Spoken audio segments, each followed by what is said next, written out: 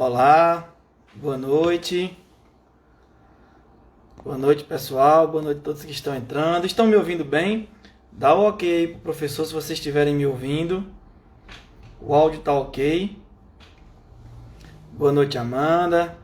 Já estou vendo aqui o professor Felipe. Boa noite a todos que estão entrando. Vocês estão me ouvindo bem? Pronto, o professor Felipe já assinou. Pessoal, hoje a live seria com a professora Grace, né? A gente publicou, eu e a professora Grace. Eu sou o professor João Paulo Pedrosa, para aqueles que não me conhecem. Sou advogado previdenciarista, professor do Enfoque. E a professora Grace, infelizmente, não vai poder participar. A professora Grace não estava muito bem de saúde. Então a gente convidou o Felipe, que aceitou de pronto. Queria agradecer já de antemão ao professor Felipe para estar aqui com a gente nessa live. Daqui a pouquinho a gente vai chamar aqui o professor Felipe. Vamos enviar o convite para ele, aguardar o pessoal chegar, o pessoal ir entrando. Hoje a gente vai tratar mais uma vez sobre alguns temas rurais. A gente vai falar sobre a prática previdenciária rural contemporânea. Vamos falar um pouquinho sobre os benefícios previdenciários rurais na seara administrativa, no judiciário. Deixa eu tentar fixar o tema aqui. Pronto, fixei o tema, o tema da live. Prática de advocacia rural contemporânea na área previdenciária. Queria dar uma boa noite a todos vocês, os alunos do Enfoque, Ione, já estou vendo que está por aqui. Ione, não perde uma live da gente. Muito obrigado a todos vocês, alunos do Enfoque, futuros alunos do Enfoque. Os que estão entrando agora, eu sou o professor João Paulo, professor de benefícios rurais, de previdência rural aqui do Enfoque. Vamos chamar o Felipe. A Gêmeas está por aí também. Nossas alunas foram minhas alunas em Maceió, na turma de Maceió. Acredito que turma 5, não lembro se turma 5 ou turma 6, mas eu lembro que de Maceió. Deixa eu convidar aqui o professor Felipe. O professor Felipe entrar na live conosco. Hoje a gente vai ter um bate-papo bem legal sobre a previdência rural. Professor, tudo bem? Me escuta bem? Ótimo, perfeito. Boa noite. Boa noite, professor. Parece que meu áudio está correto. Será? Não, aqui tô ouvindo bem. Quando eu falo, eu escuto de novo. Deixa eu tentar diminuir um pouquinho meu volume aqui, ver se ficou bom. Oi. Tá ouvindo? Ainda tô ouvindo um eco. Deixa eu fazer o seguinte. Professor, a Ione falou que está com eco. Professor, você pode ir se apresentando. Eu vou fazer o seguinte, eu vou colocar o fone para ver se melhora. Ver se ficou bom. Tem eco ainda? Boa noite, Amanda. Olha aí, ó. Deu boa? Tem eco ainda, pessoal?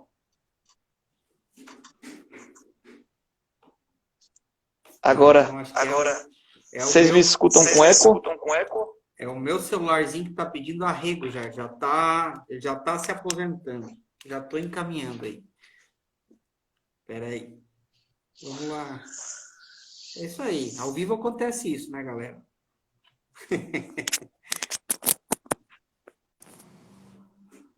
Estão ouvindo bem? Eu estou. Perfeitamente. E tem eco ainda, pessoal? Aqui para mim acabou o eco. Então, acho que se o pessoal comenta... Ainda tem eco? Sério? Nossa. Peraí. O eco é na minha voz, na minha fala ou na fala do professor Felipe, pessoal?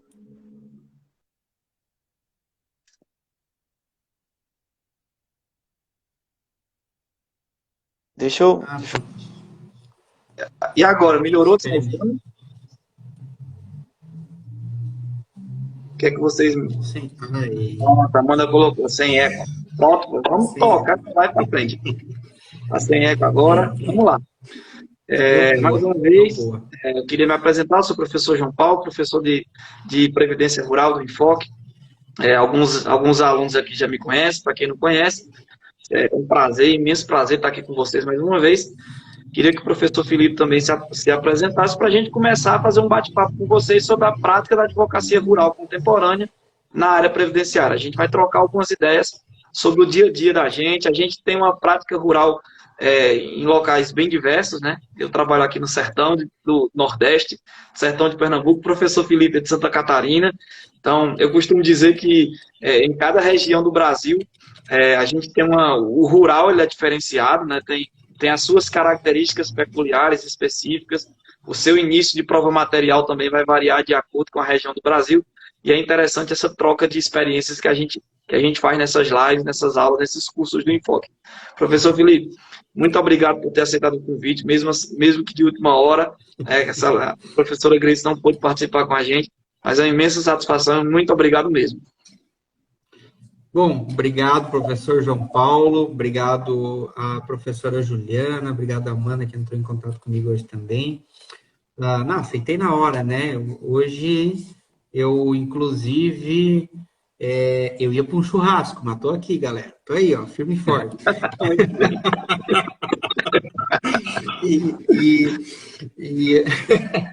Mas fui para casa, comi um lanchinho, voltei, depois da live vou estudar mais um pouco. E aí, assim, pessoal, meu nome é Felipe Lanho, sou aqui de Santa Catarina, eu falo do interior de Santa Catarina. Eu até brinco que às vezes aqui é parecido com o sertão aí do Nordeste, que aqui é calor, a nossa região é um vale, é um buracão. Então, por exemplo, eu não moro, eu brinco com a turma aqui que a gente não mora, a gente se pendura, né? Porque é só morro, né? Eu acho que aí em cima não é muito assim, não, né? É mais plano, mais planícies aí, então aqui tem bastante morro, é bem acidentado o terreno aqui. E eu sou advogado aqui, né? E a gente falava antes em off, né, professor? A gente gosta muito da advocacia administrativa, né? Verdade. A minha primeira especialização foi no direito administrativo. Então, a gente usa muito dentro do previdenciário. E a rural, então, é o que mais tem aqui, né, no interiorzão. Então, a gente gosta muito, né? E é isso aí. Estamos aí, pessoal. Interessante isso, que a minha segunda fase da OAB eu fiz em Direito Administrativo. Na época, eu fiz faculdade na Universidade Estadual do Ceará, e na época, só eu e outra pessoa no estado do Ceará inteiro escolhemos Direito Administrativo e a gente não conseguiu sequer formar uma turma, por exemplo, de segunda fase da OAB. Tive que estudar com a cara e com a coragem, porque nem um doido botava Direito Administrativo. Eu ia falar. Pois é, eu era estagiário, eu estagiei um bom período na procuradoria de um município lá, município de Crato, no Ceará, e assim, eu era fascinado pelo direito administrativo, gostava demais, e assim, não me arrependo do que escolhi, e essa questão da prática previdenciária administrativa que o professor Felipe falou, quando a gente se refere ao rural, eu tenho percebido que tem sido melhor você tentar conseguir os benefícios, professor, não sei se você tem essa visão também, tem sido melhor a gente fazer um bom processo administrativo do que a gente levar para o judiciário muitas vezes. Nas minhas aulas, eu sempre costumo dizer aos nossos alunos, aos alunos do Enfoque, que para você saber como aquele judiciário da sua região se porta com relação ao rural, é importantíssimo você assistir às audiências. É assim que você vai ver se aquele juiz é rigoroso, se aquele juiz não é rigoroso, quais as perguntas que ele faz. É assim que você tem noção. E assim, pelo menos aqui no nosso sertão, a imensa maioria dos juízes federais são ex-procuradores do INSS. Então nós estamos passando por uma safra de juízes ex-procuradores que muitas vezes não fazem uma limpeza mental, que continua com cabeça de procurador, juiz com cabeça de procurador. Então, assim, são bem rigorosos nas análises dos processos rurais, são bem rigorosos na questão das características rurais. Eu não sei se aí em Santa Catarina eles levam muito isso em consideração, mas aqui eles querem ver calos nas mãos, eles querem a pele queimada pelo sol, e dentre outras características que eles levam muito em consideração no processo judicial. Enquanto que no INSS não. Com a retirada da entrevista, né, do rural no INSS, o que a gente se percebe, o que eu tenho percebido hoje é que se tornou uma coisa bem mais probatória. E aí eu escuto muito, professor Felipe, dos alunos dizerem assim, professor, mas o meu segurado não tem prova. não tem prova nenhuma, ele chega aqui sem nada. E eu tenho costumado dizer o seguinte ultimamente, fomente isso. Se a sua região é uma região de pessoas sem prova, fomente isso, divulgue isso. Quando tiver a oportunidade de dar uma entrevista na rádio, fale sobre isso. Visite associações, visite entidades que trabalham com o trabalhador rural e fomente a ideia do trabalhador rural começar a conseguir provas. Porque cada vez mais o cruzamento de dados tem sido maior e a quantidade de provas tem sido bem exigidas pelo INSS. Se bem que o ofício 46 deu uma relativizada nessa quantidade de provas, né, na minha opinião, mas é uma análise baseada em provas. O INSS não está preocupado se aquela pessoa tem ou não tem calo na conta. Então, para aquele segurado mais organizado, eu vejo o processo administrativo como uma coisa maravilhosa para se conseguir benefício. O que é que o professor Felipe pensa sobre o assunto? Eu compartilho desse entendimento, porque o que acontece?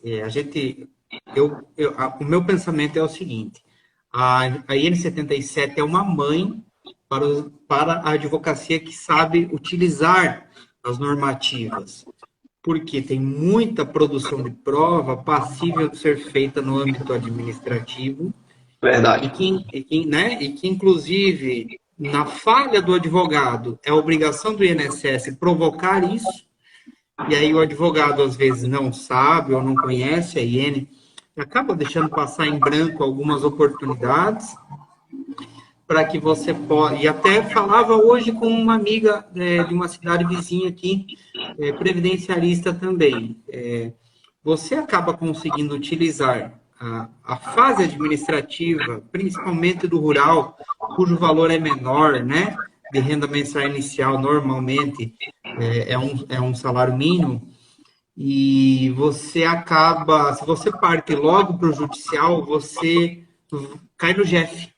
E o GEF é um triturador de direitos, e com a utilização de toda a fase administrativa mais longa possível, ou seja, utilizando todos os recursos, todas as fases do processo administrativo, você consegue, às vezes, formar um bom valor para que, eventualmente, quando e se necessário, a fase judicial ser postulada, você conseguir, talvez, chegar próximo de escapar do GEF.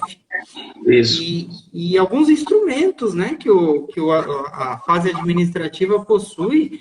E essa questão, professor João Paulo, de provocar as entidades, é interessante, porque aqui a gente tenta fazer isso, sabe? Existem sindicatos com realidades muito diferentes, e aí o ofício 46 veio para derrubar a tal declaração sindical. Mas hoje a gente analisa que talvez, em alguns casos, tenha sido até mais, talvez, para uma questão de coibir os abusos, porque eu já vi sindicatos em algumas cidades que chegava a cobrar, por exemplo, 3 salários mínimos do agricultor não sindicalizado, ou seja, que não era mais filiado ao sindicato, para poder fazer aquela certidão. E aí, poxa, 3 salários mínimos é um valor bem salgadinho, né, para o agricultor bancar só para um documento, né? A gente vê que isso veio meio para normatizar, para dar uma equidade, né, na interação do agricultor com essas entidades. E, lógico, ajudou, creio eu, é o que a gente vê, ajudou a qualificar a advocacia previdenciária rural e fazer com que as pessoas busquem mais o nosso serviço, né?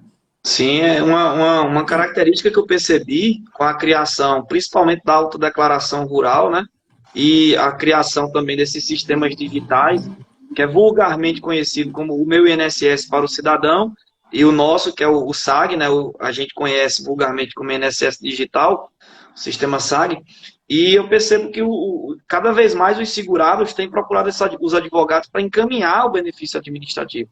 Antes disso, todos os processos já chegavam no meu escritório indeferidos. Era raro eu conseguir encaminhar um benefício, por quê? Porque precisava da declaração de exercício de atividade rural do sindicato. Então, em regra, eles procuravam o sindicato. Então, agora tem sido bem mais comum o segurado já procurar a gente desde o início para encaminhar esse processo administrativo. E outra coisa que eu acho interessante, essa questão de fomento da prova que eu falei, Esses dias eu tive um exemplo bem prático disso que eu falo. Toda vez que eu tenho uma oportunidade de dar conceder alguma entrevista em rádio, eu tento tocar nesse tema de provas. Olha, você, trabalhador rural, não deixe para a última hora.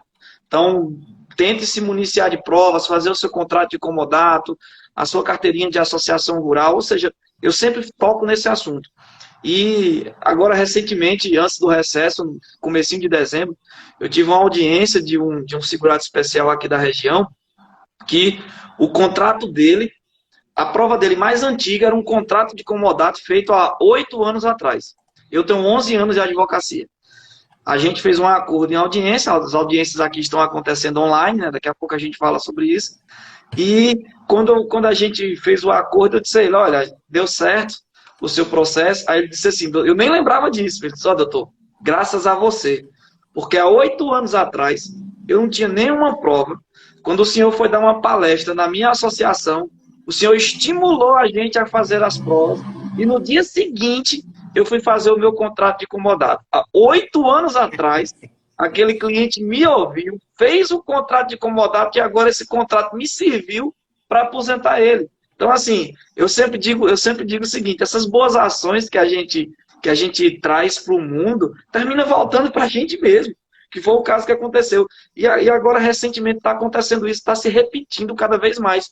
Clientes que lá atrás, nas primeiras palestras que eu ministrei, nas primeiras entrevistas que eu dei em rádio, eu estimulei a criar provas, eles ouviram, criaram, e hoje a gente tem conseguido benefício na justiça com base nessa prova, nesse início de prova material que eles criaram lá atrás. Então, assim, é isso que eu venho dizendo aos clientes, aos alunos, perdão, não se lamentem. Você mora numa região e o seu segurado não tem prova nenhuma, então você tem um campo fértil para trabalhar. Você tem um campo fértil para estimular a produção probatória e aquele cliente depois procurar você e aquela própria prova que você estimulou servir de início para você conseguir aquele benefício, seja na via administrativa, seja na via judicial. Essa é uma outra coisa interessante sobre a via administrativa que você falou, o professor Felipe bem lembrou, a instrução probatória é muito mais rica e eu concordo plenamente com isso. Tem uma coisa no JEP que me deixa assombrado, professor, que é mais ou menos o olhar do juiz federal quando o cliente entra na sala. Ele faz assim, ó. Ele olha o cliente dos pés à cabeça e aí ele firmou o convencimento dele. Ele não perguntou nada ao segurança federal, não perguntou nada. Mas só em olhar de cima a baixo ele firmou o convencimento dele. Isso me deixa enfurecido. Eu faço sustentação oral, às vezes acaloradas aqui, porque eu não admito isso, você taxar um trabalhador rural simplesmente por características rurais, coisa que a lei não prevê. Então, nesse ponto, eu vejo a via administrativa e a gente que começa o processo previdenciário desde o início, aquele cliente que procura a gente, é uma chance que nós temos de já começar um processo administrativo bem feito. Fazendo bem feito, mesmo que seja indeferido, a gente tem um processo organizado para depois ir para o judiciário. E é interessante, professor João Paulo, falar sobre o indeferimento, porque assim, ó, às vezes tem alunos dos cursos, e aí eu quero agradecer especialmente a professora Juliana, a professora Sônia, que me chamaram para começar a participar dos cursos do Enfoque. Eu conheci essa galera fantástica aí, e eu estou aprendendo cada vez mais, e estou funcionando aí como moderador. Amanhã a gente vai atuar como moderador numa das aulas, e é muito bacana, porque enquanto a gente compartilha o pouco que a gente sabe, a gente aproveita as aulas dos professores para aprender também. Verdade. E é interessante a gente compartilhar com os alunos o seguinte, não desanimem com o indeferimento, porque o indeferimento do INSS nesse momento de pandemia, de INSS digital, de inovação e de aprendizado, inclusive, né? A gente teve que se reinventar na advocacia previdenciária. O indeferimento ele é mais comum do que a gente pode imaginar. Ele está virando uma improcedência de algumas ações, algumas espécies de ações, como no judiciário, em que a impressão que a gente tem é que o que a gente escreve ninguém lê.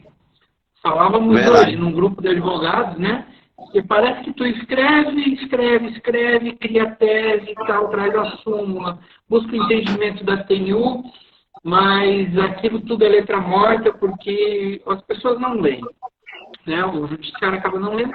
Isso tem acontecido em alguns casos no administrativo e não é motivo para desânimo, porque tu faz um recurso e quando não há o atendimento, por exemplo, eu já tive casos meus aqui do escritório, nossos aqui do escritório, em que nós pedimos todas as provas possíveis, pedimos a pesquisa externa, pedimos a entrevista se necessário, pedimos, né, a JA, pedimos para que fossem oficiados eventuais órgãos que poderiam possuir, e aí a gente indica os órgãos, né, o INCRA, sindicatos, FETAE, né, Federação de Trabalhadores, o próprio Senar, né, que às vezes o agricultor faz o curso e não pega o certificado. Isso, então, a gente usa né, muito aqui, certificado do Senar. né?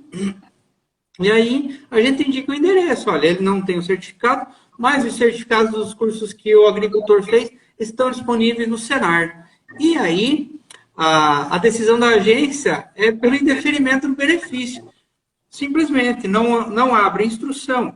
E aí os despachos, né, recursais são, houve quebra, né, houve atropelo da instrução processual administrativa, portanto, remetam-se os autos novamente à agência para abertura da instrução. Né? Maravilha, nisso aí você ganhou às vezes 3 meses, 4 meses.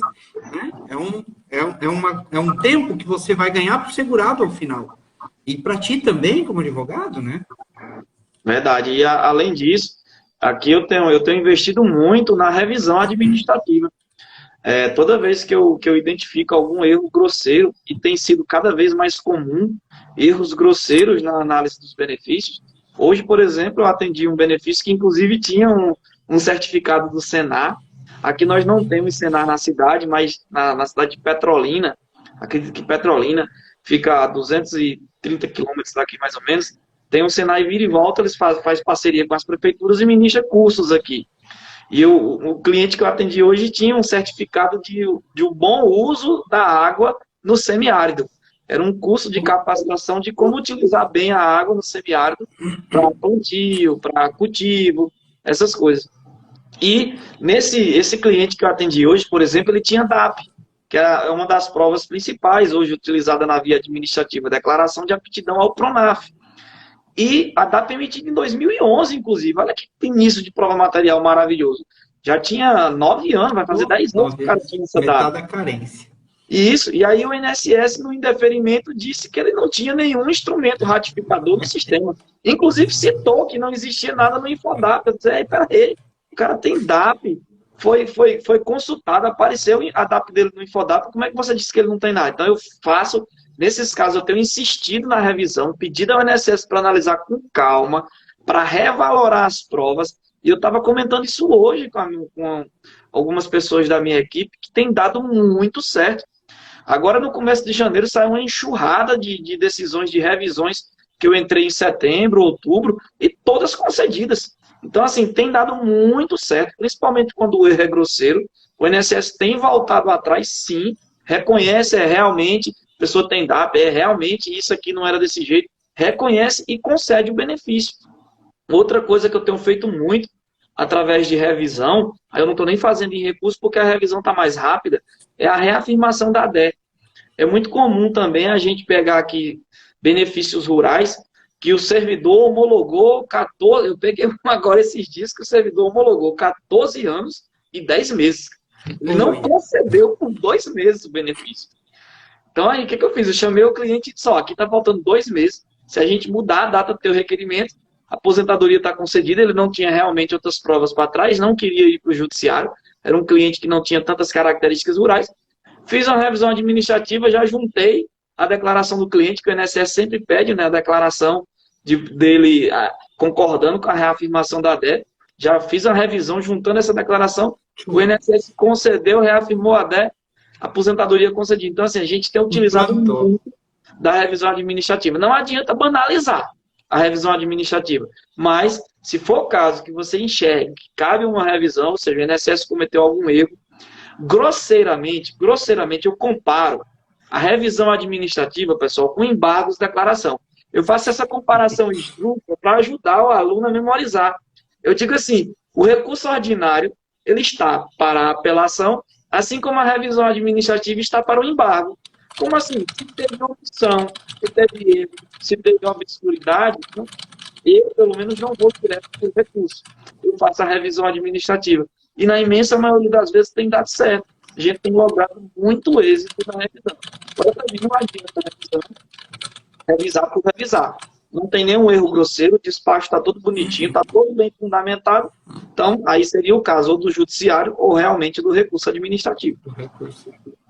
É interessante a questão da revisão e o professor ter falado da DAP, que é um documento, assim, fantástico, né? Fantástico.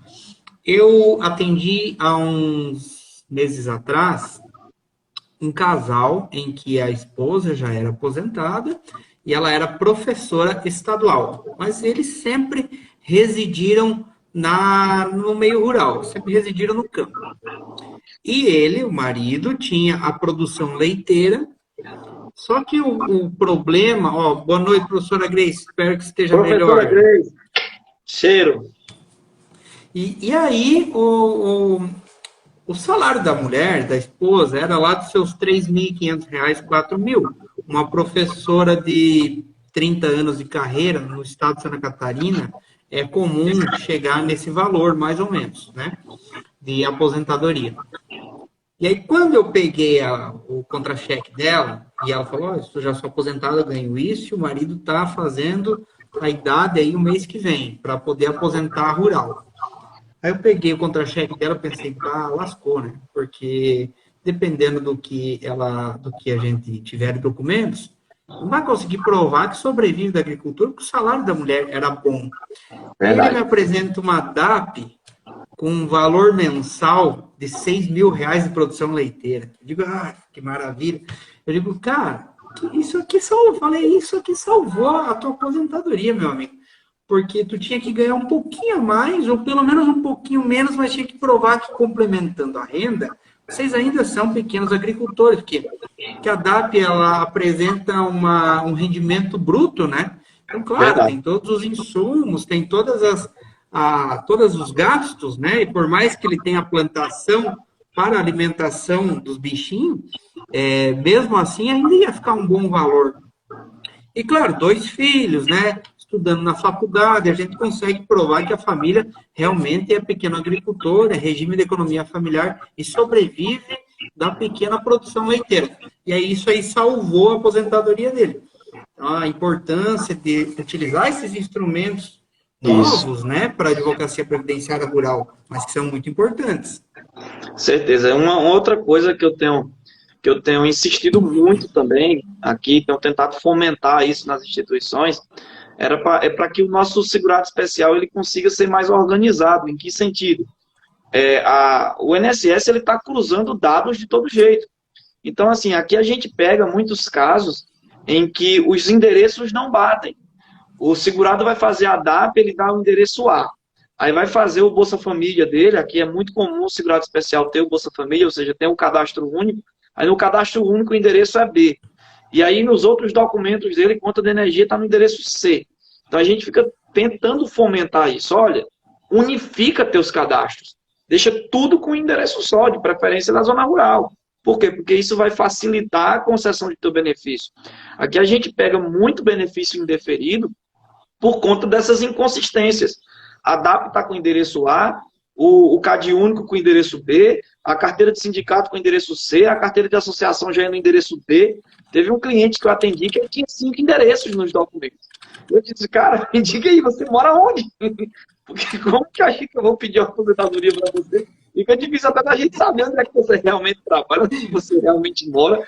Então, assim, é a importância muito grande de você tentar unificar o máximo possível esses cadastros por conta do cruzamento de dados do INSS. O INSS aqui, ele é super poderoso, ele analisa cadastro analisa o CNIS, né, que sempre analisou, analisa o cadastro único, o Infodap, o INSS ele tem acesso ao Infoseg, que é o sistema do Detran. O INSS tem acesso aos sistemas de cartório. Aqui no Pernambuco tem sido comum, professor Felipe, todos os processos administrativos aqui da nossa região, eles anexam as consultas aos cartórios. Vê o tamanho das propriedades. Imóveis, né? Pois é, a quantidade de propriedade que as pessoas têm, o tamanho das propriedades, tudo isso sai no sistema de cartório. Consulta onde é que os filhos foram registrados, onde é que os filhos nasceram, tudo isso sai no sistema. Então, assim, cada vez mais o cerco vai se fechando e aquele agricultor que vai conseguir um benefício é aquele agricultor mais organizado. Ah, professor, os agricultores que chegam para mim, chegam todos desmantelados, como a gente diz aqui no Nordeste. Então, fomente isso também. Comece a trabalhar isso, a bater nessa tecla da questão da organização, da questão da importância de se manter esses dados sempre atualizados e sempre no mesmo endereço. Um outro exemplo que eu utilizo muito aqui, professor Felipe, é a questão da pensão por morte. É muito comum aqui uma pessoa trabalhar, o marido, por exemplo, trabalha de carteira assinada. E aí a esposa, para não perder o Bolsa Família dela, vai e faz o cadastro único sem o nome do companheiro. Não é casada, né? Só união estável. E aí não põe o nome do companheiro. E aí eu digo sempre o seguinte, olha, quando você faz o cadastro único sem o nome do seu companheiro, você está passando uma mensagem para o governo federal. Qual é a mensagem? Eu sou solteira. Então, a partir do momento que aquele seu marido vem a falecer, como que você vai pedir a pensão dele se você disse um dia desse ao governo federal que era solteira? Pois, caso contrário, se ele tivesse no cadastro único, você não teria direito ao Bolsa Família. Então, assim, tem que se pensar duas vezes antes de contar essas mentiras para o governo. Antes de dizer assim, eu, para receber o Bolsa Família, sou solteira. Agora, para receber a pensão por morte, eu tenho um estado. O INSS não cai nessa conversa. Aí lascou, né? Aí lascou. Tem que se tomar muito cuidado. Queria mandar um abraço aqui para todo mundo, para a professora Grace. A Ione postou aqui, professor, daqui a pouco eu passo para você novamente. Isso aí. A Ione postou aqui que fez uma revisão em março de 2020 e ainda não tem resultado. O INSS, em alguns casos, tem demorado demais. O que eu percebo? Quando eu faço revisão pelo meu INSS, elas realmente demoram. Mas quando eu faço pelo meu sistema do advogado, pelo SAG, o prazo médio tem sido de 4 a 5 meses. Cabe mandado de segurança nesses casos de um atraso absurdo? Cabe. Contudo, pelo menos aqui, o professor Felipe depois passa a impressão dele aí em Santa Catarina, aqui na vara que eu atuo principalmente, que é a 27ª Vara Federal de Oricuri, eles estão relativizando o mandado de segurança por conta da pandemia. Eles estão dizendo que o INSS realmente está em atraso na concessão dos benefícios. Contudo, foi um atraso provocado por um fato externo, que não se deve a ele, principalmente os benefícios por incapacidade, que necessitavam de perícias e estavam sem fazer perícia. Então, tem muitos mandados de segurança aqui sendo negado, não sendo indeferida a segurança, por conta desse argumento. O juiz entende que o INSS realmente está demorando, contudo, tem que se entender também o momento que estamos passando. Então, hoje em dia, a gente tem que tomar cuidado com o mandado de segurança por conta desse período que a gente está passando, mas vai fazer 1 ano já no caso dela, eu entendo que é um prazo bem razoável, já daria para o INSS ter dado. Além disso, eu sempre indico que você pode fazer reclamação na ouvidoria, pode entrar em contato. Aqui na região, professor, todas as agências do INSS deram aos advogados e fizeram parcerias, né, com a OAB, repassaram o WhatsApp das agências e repassaram os e-mails das agências. Então, pelo menos aqui, nós não temos problema nenhum em atendimento. A gente manda o WhatsApp reclamando, a gente manda e-mail reclamando, por exemplo, e tem surtido bom efeito. Inclusive, eu, antes do mandado de segurança, eu iria por esse caminho. Eu iria primeiro tentaria na agência, né? Eu faço isso também. Através do WhatsApp, eu mando um e-mail contendo, né, lá o relato ali faz um histórico, né, do processo. E se não resolver, antes do mandado de segurança, eu ainda faria a reclamação na ouvidoria. Porque, para mim, a reclamação na ouvidoria tem funcionado bem. Tem sim. Você faz a reclamação, na semana seguinte, tá lá o despacho dentro do processo. Porque, às vezes, falta mesmo um impulso, e a gente sabe que o INSS está com poucos servidores mesmo, né, de forma remota. Muitos servidores se aposentaram recentemente, não vi pelo menos notícia de concurso público, né, na autarquia, então a gente acaba ficando um pouquinho na mão desses servidores que ficaram. E aí é interessante que há um tempo atrás eu fiz uma live com o Mauro, que é aí do Nordeste também, né, que é servidor do INSS, e ele comentou para nós, ele disse, olha, não existe uma estrutura de replicação do ensinamento dentro do INSS. Então, às vezes tu cai numa agência que tem um servidor lá que entende muito e que é gente fina e gosta de passar e compartilhar o que sabe, beleza, tu tá no céu. Mas às vezes tu cai numa agência, são todos servidores novos e ninguém tem tanta prática assim, e às vezes a agência antes, né, estava abarrotada de informações, então, de processos administrativos, então você acaba ficando na mão, porque não existia uma estrutura, não sei agora, mas não existia uma estrutura, não existia, por exemplo, uma escola, uma universidade corporativa do INSS.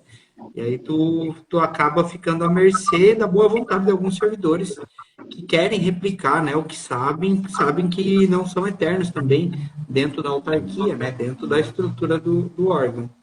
Verdade. Essa é a realidade, né? A Cleide Guedes está perguntando aqui, qual e-mail ou telefone ou ouvidoria? Cleide, a gente indicou o e-mail ou o telefone da própria agência, tá certo? Nesse período de pandemia, as agências deixaram disponíveis, no próprio site da INSS você encontra também o e-mail das agências e o telefone das agências.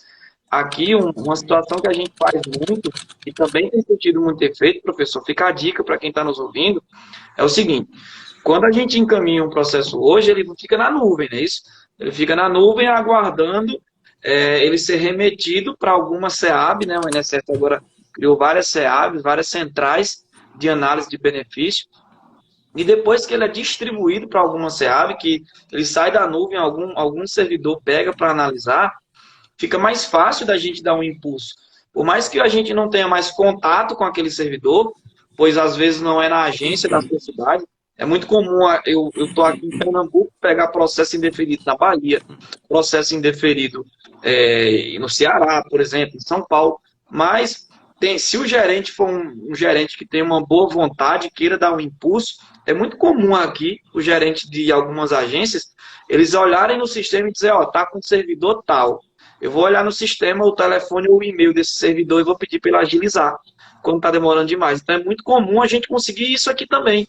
Poxa, professor, e como é que faz isso? A gente manda um e-mail para a agência, processo tal, está demorando demais. Quando a gente vai encaminhar um processo, por mais que ele vá para uma nuvem, a gente seleciona uma agência. Lá, antes de finalizar, a gente seleciona uma agência, que é a agência que vai manter aquele benefício, que vai ficar responsável por aquele benefício. Então, eu perturbo aquela agência que eu selecionei. E aí manda um e-mail, é o seguinte, tem um processo, eu sei que não está na agência, eu sei que está na nuvem e tal, eu sei que pode estar com outro servidor, mas está demorando demais, veja o que você pode fazer e tal. E aí é muito comum a gente receber um e-mail de retorno, dizendo assim, entramos em contrato com o servidor fulano de tal, que está pela responsabilidade de análise desse processo, pedimos a agilização processual e poucos dias depois vem alguma resposta. Então, antes do mandato de segurança, assim como o professor Felipe fez, eu também tento essas vias alternativas. É uma maneira de não abarrotar o judiciário, é uma maneira da gente, digamos, manter uma relação de boa vizinhança também com o INSS. É isso aí. Antes que eu esqueça, queria mandar um abraço aí pro Murilo Carlesso, que é meu amigo aqui de uma cidade vizinha aí, e há um tempo atrás ele trabalhou um tempinho no TJ e ele voltou para a nossa região aqui e ele me pediu, mas eu não sei, eu vou advogar que área que eu vou e tal. Eu falei, Murilão, vai para o previdenciário, cara, vem para o previdenciário que tá precisando de bons previdenciaristas aí. E aí ele começou a estudar e agora já tá montando o escritório dele, tá ficando show lá, tá ficando... Falei para ele que a hora que for inaugurar tem que botar uma churrasqueirinha junto lá no escritório, né? E o Gustavo Perazzoli mora lá em Itajaí, foi meu amigão da época da faculdade, aí ele saiu do direito e foi para contabilidade. Mas não adiantou muito que ele tá carecão já. Então, tem a minha idade, mas já tá careca lá, o Guto. Antes, não posso esquecer de mandar um alô pra galera aí. Não, certeza. Aqui é igual a show da Xuxa. A gente tem que mandar um beijo pro papai, pra mamãe, pro titio, pros alunos. É assim mesmo, é assim mesmo. Pessoal, eu queria, antes da gente continuar, professor, vou pedir licença aqui para anunciar que no dia 6 de fevereiro nós teremos um webinar no Enfoque, né? Vai ser um webinar exclusivamente sobre rurais. Vamos tratar sobre vários e vários temas rurais. Vamos falar de processo rural administrativo, processo rural previdenciário, vamos falar da prova, vamos falar de testemunho, vamos falar de vários e vários assuntos mesmo. Inclusive, não sou só eu, né? Sou eu e outros professores, são vários professores. Dia 6 de fevereiro esse webinar. Entra em contato manda direct para o Enfoque, entra em contato com as meninas do Enfoque. A Amanda está aqui. Quem tiver interesse nesse webinar, pode colocar aí que quer, que tem interesse, que a Amanda entre em contato, com certeza. A Amanda sempre competentíssima. Então fica esse convite especialíssimo para vocês no dia 6 de fevereiro, um sábado, manhã e tarde, o dia inteiro. A gente vai fazer um webinar só sobre rural. Vamos tentar descer a miúdos dos benefícios rurais, dos processos rurais. Eu fiquei na incumbência de falar sobre a jurisprudência atualizada do trabalhador rural e já vou dar uma dica para vocês aqui que eu vou trazer não só jurisprudência judicial, eu vou trazer entendimentos administrativos atualizados. Muito bom, então, assim, muito bom. A gente vai tentar fazer essa mescla de entendimentos administrativos com entendimentos jurisprudenciais dos nossos juizados, dos TRFs. Por que isso?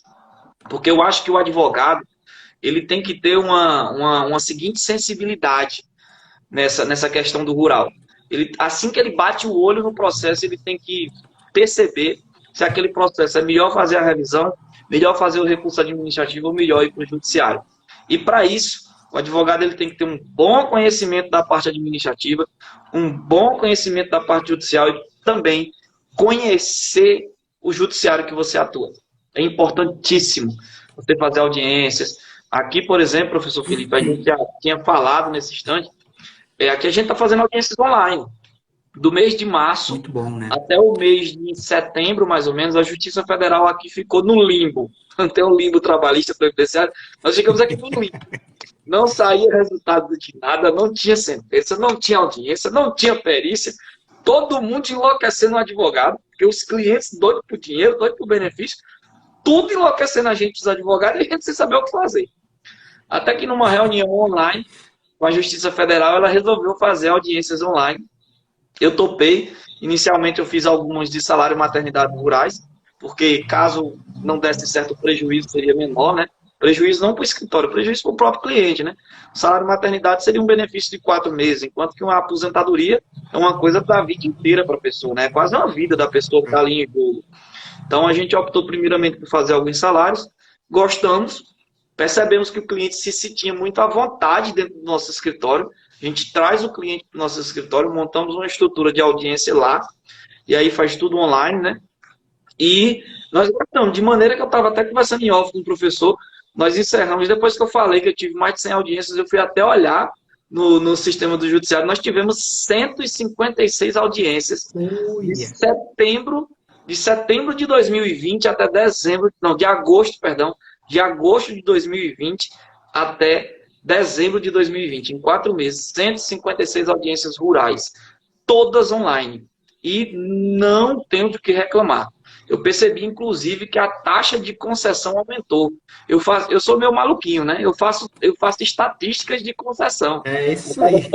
A cada tantos processos eu ganhava 40%, 50%. Eu tenho essas taxas. E eu percebi que na online aumentou.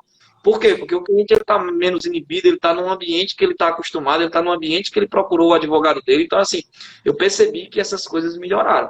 Então, hoje, o TRF da 5ª Região, que é o nosso TRF aqui, o TRF que abrange o estado de Pernambuco, além de outros estados, Norte, Paraíba, Alagoas, Sergipe, Ceará. Então, esse TRF da 5ª Região, eu digo assim, o TRF da 5ª Região ele é todo o Nordeste, com exceção do Piauí, Maranhão e Bahia, que está na 1ª região.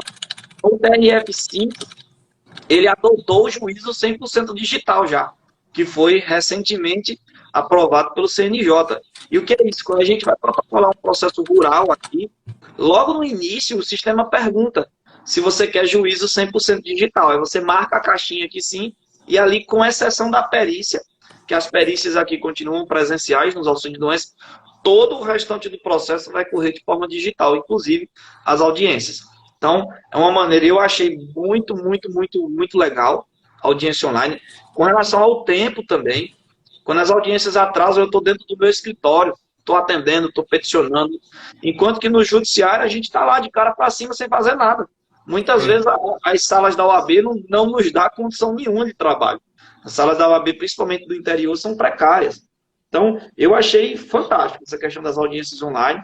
A Justiça Estadual aqui está começando a implementar também, e eu acho que é um caminho, um futuro meio que sem volta. É óbvio que é facultativo. Ah, professor, mas eu quero que a juíza olhe, pegue nas mãos do meu cliente e veja que tem calo. Pode, você pode requerer a presencial. Vai demorar um pouquinho mais, porque o judiciário só vai fazer, acho que depois dessa pandemia, mas ainda é facultativo esse juízo 100% digital. Como que está por aí, Felipe? Essa questão das audiências online tem acontecido, não? Então, aqui o que acontece? A federal, ela deu uma parada, né? As outras cíveis, trabalhistas, etc., a gente fez algumas audiências online, mas o que a gente percebeu, porque aqui é o TRF4, né? E aí o TRF4, ele tem o EPROC é muito bom. A gente usa o EPROC há bastante tempo no TRF4, inclusive, o EPROC ele foi desenvolvido pelos servidores do TRF4. E aqui a gente ficava assim, TRF4 EPROC, TJSC ESAGE e TRT12 PJE. Aqui é mais ou menos assim também. Né? Aí você tinha que ter trocentas configuração. E aí, por exemplo, tem umas comarcas do Rio Grande do Sul que são aqui pertinho. Aí no Rio Grande do Sul já tinha outros 2 sistemas, né? Então, ficava meio maluco. Agora, com a utilização do EPROC pelo TJ de Santa Catarina, meio que unificou. Então, você tem vários logins, mas você está acostumado com o mesmo sistema. E ele é muito bom, porque ele não é só um processo digitalizado. Ele é realmente um processo eletrônico. Então, vamos pegar o exemplo do ESAGE antes. O ESAGE, você apresentava a petição no processo digital, mas um servidor tinha que ir lá e conferir que aquela petição era realmente daquele processo e promover, ou seja, autorizar a juntada da petição no processo. E isso demorava muitas vezes um tempo desnecessário. O EPROC não, você protocolou a petição, ele está no processo. Porque a gente é meio precavido aqui, então a gente protocola e já faz download do PDF na íntegra, salva na pastinha do cliente, para ficar ali, para que você, se necessário for, precisar trabalhar e não tiver internet para baixar o processo, pelo menos, cada vez que usa, a gente baixa o processo na íntegra e deixa ali salvo com a tua manifestação já protocolada. Com relação às audiências, a gente teve um pouco de resistência no início, e essa questão de montar uma sala do escritório para servir para as audiências online foi uma coisa que nós conversamos no final do ano. Aqui no escritório nós somos em 3 e somos em 3 irmãos. Eu sou mais velho, tenho 2 irmãs que advogam comigo. Eu disse, gente, nós vamos ter que montar um mini estúdio aqui. Porque aí você bota o cliente ali, né? Bota um computador, uma boa webcam, um ar-condicionado ali na salinha para ele ficar numa boa. Alguém acompanha ele e ajuda ele ali, fica do lado, né? E o advogado faz audiência na outra sala. Ou, se for possível, coloca 2 computadores na mesma sala e vai dali mesmo, né? Mas realmente, professor João Paulo, o cliente, ele se sente muito à vontade. Eu percebi isso também. Né? Ele chega aqui, você já dá um café, todo mundo de máscara, beleza, mas tu dá um café para ele, já pede como é que tá a família e tal. E é o ambiente que ele sempre veio, porque é o ambiente em que se encontra a pessoa, né, o grupo de pessoas que ele procurou para confiar o processo da vida dele, porque é um processo que talvez seja o único que ele vai ter de aposentadoria. Então ele chega aqui, se sente à vontade. A minha cidade aqui é bem pequena, tem 20 e poucos mil habitantes, então você conhece todo mundo. A minha também. Pede, né? É mais ou menos assim. Eu moro em Bodocó, tem 37 mil habitantes aqui, todo mundo sabe quem é todo mundo. Meu apelido aqui é Paulinho de Absalom, é João Paulo de fulano de tal. É assim, porque não sei quem os apelidos. Não, é muito bom, né? Porque aí assim, às vezes, o cliente fica sem comunicação. Aconteceu comigo já. Fica sem comunicação, a gente sabe onde mora. A gente tem que ir lá avisar da audiência, tem que avisar da perícia. Pega um final de tarde, sai um pouco antes do escritório, vai lá, já aproveita e volta com uma sacolada de fruta, né? Volta com frango, volta com ovo caipira, galinha. Teve uma vez, né? Eu já ganhei aqui galo recheado de cliente. Eu já ganhei de galinha. É muito boa essa advocacia rural, né? E aí você conhece todo mundo, né? Fala, para nós, às vezes quem mora em cidades muito grandes, que dificilmente faz rural, não consegue entender, né? Muito o que é isso, né? Antes que eu esqueça, professor, mandar um abraço aí pro doutor Ézio. O Ézio faz parte do IAPE. E se tiver, ele está rindo aqui, porque ele tinha feito uma promessa, se tivesse o congresso do IAPE ano passado, não sei quantos, ele disse que ele ia entrar na academia e ficar malhadão para o congresso. Aí veio a pandemia, né? Acabou com os planos dele. E a Rayana, mandar um beijo aqui para a Rayana e para a Laila, que são, eu chamo de Rayane e de Laila, mas são as doutoras Rayane e Laila, né? Que são nossas amigas, uma lá do Nortão, lá do Amapá, e outra aqui do Rio Grande do Sul, são muito queridas, são nossas amigas, a gente troca muita ideia. Prazer que vocês estão aqui na live juntos. Ótimo. A gente já está chegando ao finalzinho, mas antes eu vou só contar um caos. Eu adoro esses causos de trabalhador rural. Certo dia, uma cliente me perguntou assim: doutor, você gosta de comer peru no Natal? Eu disse, gosto. É bom, peru do Natal é até tradicional e tal. Tá bom. Ela só disse isso, tá bom. Isso era mais ou menos no mês de outubro ainda, faltava 2, 3 meses para o Natal. E aí, certo dia de dezembro, eu chego no escritório, tem um peru vivo, amarrado na grade do meu escritório. Tipo assim, parecendo vigia. Tem aqueles cachorros que você amarra assim na porta de casa para ninguém entrar em casa. Tava um peru gigante, vivo. Já tinha feito as necessidades dele, melado toda a frente do escritório. E assim que eu cheguei, eu só botei a mão assim e disse: que marmota é essa? A primeira pergunta que eu fiz, a minha secretária começou a rir. Uma cliente veio aqui, disse que tinha prometido um peru de Natal a você e trouxe hoje vivo.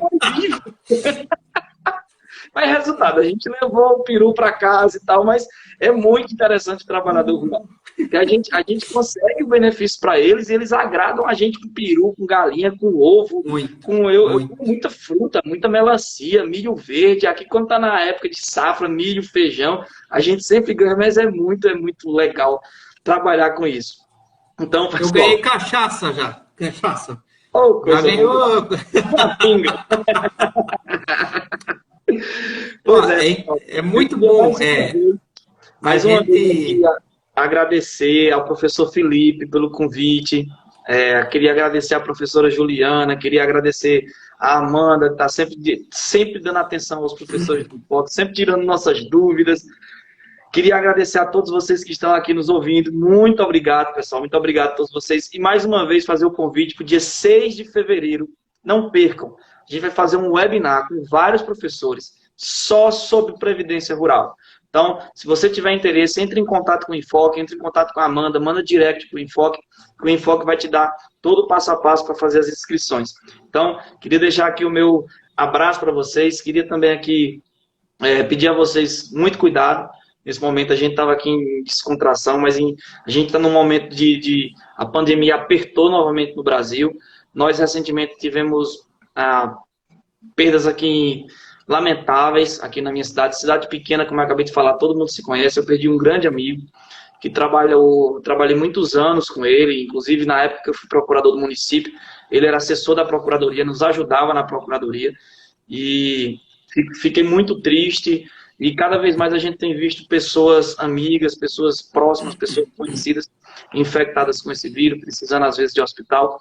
Então a gente sempre pede muita luz, muita paz, muita saúde, que todos vocês se cuidem. Se Deus quiser, assim que passar tudo isso, a gente vai estar todo mundo se aglomerando de novo, todo mundo revendo, cada um se abraçando novamente. Professor Felipe, muito obrigado mais uma vez. Fica aí para você fazer os seus agradecimentos.